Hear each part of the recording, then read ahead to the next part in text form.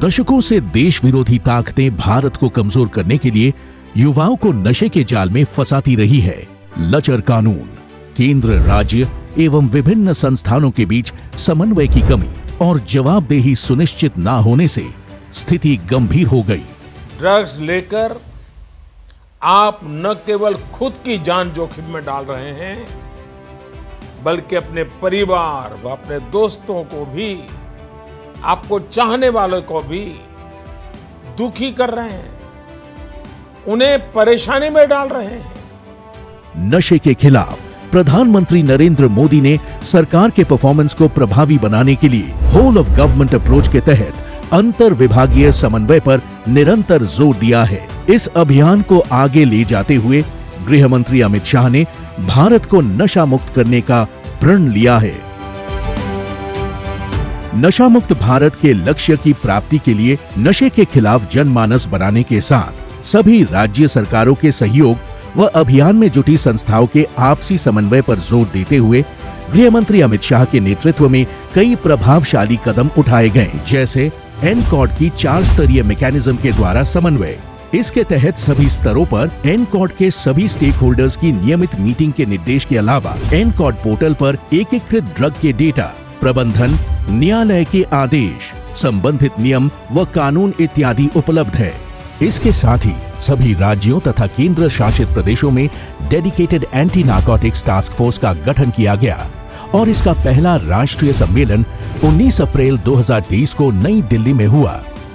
अवैध ड्रग्स में dark net व क्रिप्टो करेंसी के बढ़ते उपयोग पर शिकंजा कसते हुए गृह मंत्री अमित शाह के निर्देश पर मैक की सीमा का विस्तार करते हुए सब मैक की शुरुआत की गई है। अब ड्रग्स के मामलों में डार्क नेट, क्रिप्टो करेंसी के इनपुट भी साझा किए जा रहे हैं। गृह मंत्री अमित शाह के निर्देश पर आपसी समन्वय के महत्व को देखते हुए नार्को संबंधित मैकेनिज्म में सभी केंद्रीय स्तर के स्टेक होल्डर्स तथा राज्य स्तरीय समिति में स्कूली शिक्षा और साक्षरता विभाग एवं डिपार्टमेंट ऑफ पोस्ट के बीच समन्वय को बढ़ाया गया है। साथ ही एनसीबी ने सभी गिरफ्तार नार्को अपराधियों पर एक एकीकृत डेटाबेस निदान भी तैयार किया है। अंतर्राष्ट्रीय ड्रग माफिया पर नियंत्रण के उद्देश्य से डीईए, एएफपी, एनसीए, आरसीएमपी जैसी अंतर्राष्ट्रीय एजेंसियों के साथ भी उचित समन्वय किया गया है।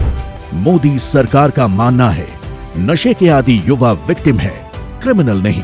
इसीलिए इन युवाओं को नशे की गिरफ्त से निकालने और उनके रिहैबिलिटेशन के लिए जनता को साथ लेते हुए विशेष जन जागरूकता अभियान भी चलाया जा रहा है। जो मादक द्रव्यों का सेवन करते हैं वो बेचारे विक्टिम हैं।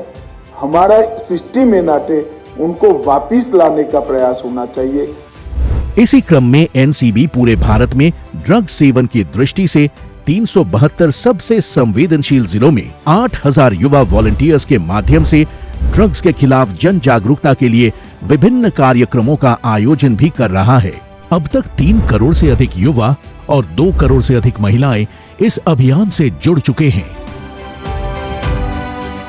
मोदी सरकार द्वारा ड्रग्स के खिलाफ इस लड़ाई को डिटेक्शन, नेटवर्क के डिस्ट्रक्शन, कल्प्रिट के डिटेंशन और एडिक्ट्स के रिहैबिलिटेशन पर एक समान ध्यान देकर अंजाम तक पहुंचाया जा रहा है। गृह मंत्री अमित शाह के प्रयास, नीति और रणनीति से देश अपने लक्ष्य नशा मुक्त भारत की ओर तेजी से बढ़ रहा है। नशा मुक्त भारत ही आने वाली पीढ़ी और देश के स्वर्णिम भविष्य के लिए सबसे बड़ा उपहार होगा। कि हम एक ऐसे भारत का निर्माण करें जब देश की आजादी की शताब्दी मनाई जाए, तब भारत और भारत के युवा ड्रग फ्री हो जाए।